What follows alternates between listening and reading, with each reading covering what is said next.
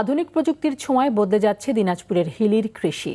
Polished house ব্যবহার করে উন্নত জাতের বিভিন্ন সবজির চারা উৎপাদন করা হচ্ছে এখন। প্রতিকূল আবহাওয়া এবং রোগবালাই থেকে চারা রক্ষা করতে এই পদ্ধতি অত্যন্ত কার্যকর বলছেন কৃষি গবেষকরা। সময় ও অর্থ সাশ্রয় হওয়ায় কৃষকদের মধ্যে বেড়েছে পলিশেড হাউস ব্যবহারের প্রবণতা। দিনাজপুরের হিলি থেকে আব্দুল আজিজের পাঠানো তথ্য ও চিত্রে আরও জানাচ্ছেন আব্দুল হামিদ। কৃষি ভান্ডার হিসেবে পরিচিত উত্তরের জেলা দিনাজপুর।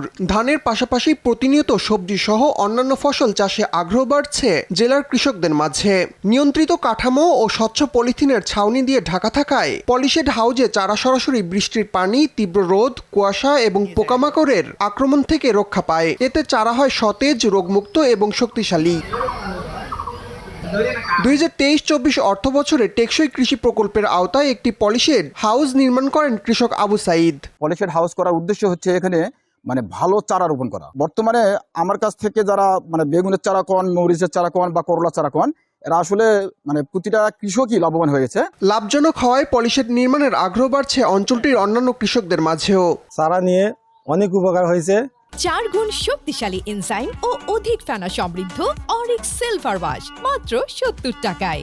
একটা বীজও নষ্ট হয় নাই, ফলনও ভালো হয়েছে। পলিহাউসে যে চারাটা মানসম্মত, এই চারাটা নিলে তাদের কোনো পার্শ্ববর্তীতা রোগটাও থাকবে না, জীবাণু থাকবে না। প্রতিনিয়ত কাজ হয় সকাল থেকে সন্ধ্যা পর্যন্ত।